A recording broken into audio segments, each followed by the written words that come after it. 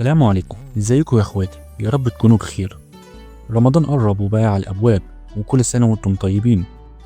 النهارده باذن الله هعرض لكم قائمه مسلسلات رمضان موسم 2025. لكن قبل ما نبدا ما تنساش تعمل لايك للفيديو وتشترك في القناه وتفعل زر الجرس علشان يوصلك كل جديد، وطبعا ما تنساش تصلي على النبي. ويلا بينا. اول مسلسل في قائمتنا هو مسلسل العتاولة الجزء الثاني، اللي هيكون من بطولة الفنان أحمد السقا وطارق لطفي وباسم سمرة وزينة وفيفي عبده وعدد كبير جدا من النجوم. المسلسل هيتم عرضه على قناة MBC مصر، وهيكون مكون من 30 حلقة.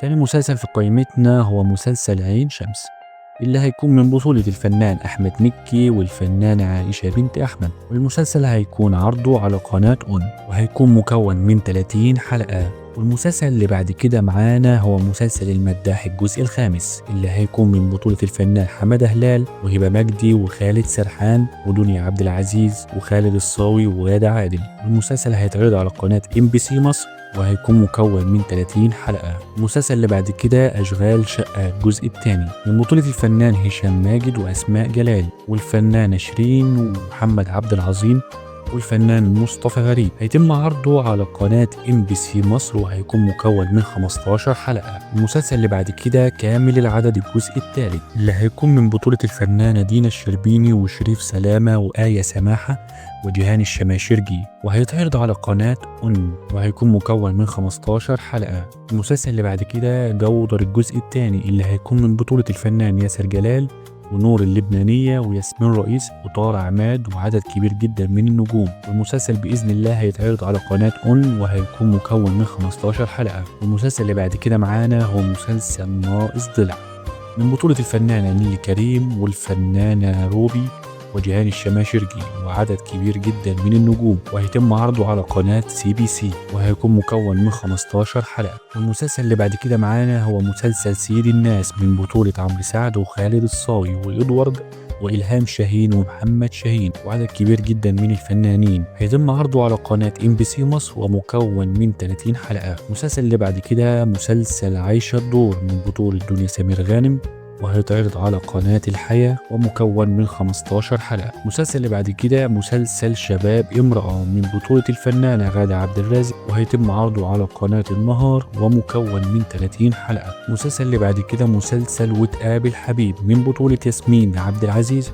والفنان خالد سليم ونيكول سابا وعدد كبير جدا من النجوم، وهيتم عرضه على قناة وهيكون مكون من 30 حلقة. المسلسل اللي بعد كده مسلسل ظلم المصطبة، من بطولة إياد نصار وفتحي عبد الوهاب وريهام عبد الغفور، هيتعرض على قناة MBC مصر وهيكون مكون من 30 حلقة. المسلسل اللي بعد كده مسلسل لام شمسية، من بطولة أمينة خليل وأحمد السعدني ومحمد شاهين وسراء جبريل، هيتم عرضه على قناة MBC مصر وهيكون مكون من 15 حلقة. المسلسل اللي بعد كده مسلسل حكيم باشا، بطولة مصطفى شعبان وسهر الصايغ ورياض الخولي وأحمد فهيم وعدد كبير جدا من النجوم، هيتم عرضه على قناة الحياة وهيكون مكون من 30 حلقة. المسلسل اللي بعد كده مسلسل أمير العوامري، من بطولة الفنان هاني سلامة ومريهان حسين وعدد كبير من النجوم، هيتم عرضه على قناة النهار وهيكون مكون من 30 حلقة. المسلسل اللي بعد كده مسلسل الأخطبوط، بطولة خالد النبوي وهيتعرض على قناة DMC وهيكون مكون من 15 حلقة. المسلسل اللي بعد كده معانا في قائمتنا هو مسلسل فهد البطل، بطولة أحمد العوضي وميرنا نور الدين وكارولين عزمي ومحمد مهران ومحمود البزاوي، هيتم عرضه على قناة وهيكون مكون من 30 حلقة. المسلسل اللي بعد كده في قائمتنا هو مسلسل الحب كله، بطولة الفنان آسر ياسين وإيمان العاصي، هيتم عرضه على قناة DMC وهيكون مكون من 15 حلقة. والمسلسل اللي بعد كده مسلسل للعدالة وجه آخر، بطولة الفنان ياسر جلال، وده مسلسله الثاني إن شاء الله في رمضان.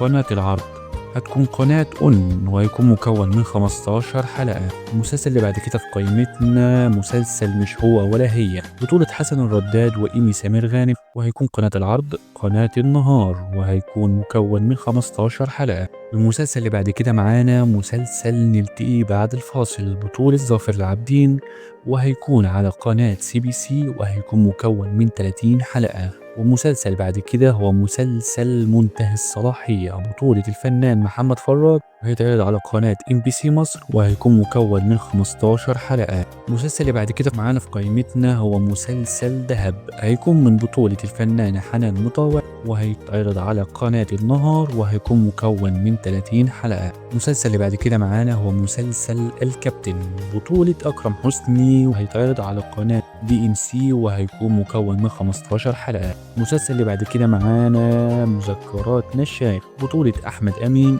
وجيهان الشماشربي، وهيتعرض على قناة DMC، وهيكون مكون من 15 حلقة. المسلسل اللي بعد كده معانا في قائمتنا هو مسلسل ولع ومفتاح، هيكون من بطولة طه الدسوقي وأحمد مالك، وهيتعرض على قناة CBC، وهيكون مكون من 15 حلقة. المسلسل اللي بعد كده معانا في قائمتنا مسلسل نص الشعب اسمه أحمد بطولة عصام عمر، وهي قناة عرضه على MBC مصر، وهيكون مكون من 15 حلقة. المسلسل اللي بعد كده معانا مسلسل الحلنجي بطولة محمد رجب، وهيتعرض على قناة الحياة، وهيكون مكون من 30 حلقة. المسلسل اللي بعد كده معانا هيكون مسلسل ظل حيطة، هيكون من بطولة ياسمين صبري، وهيتعرض على قناة الحياة، وهيكون مكون من 15 حلقة. المسلسل اللي بعد كده معانا مسلسل قتل اختياري، هيكون من بطولة ياسمين رئيس، وهيكون عرضه على قناة CBC، وهيكون مكون من 15 حلقة.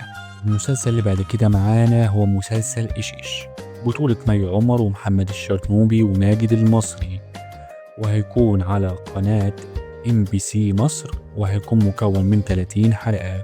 بعد كده مسلسل كنترول بطولة ريهام حجاج وأحمد ماجد، وهيكون على قناة الحياة، وهيكون مكون من 30 حلقة.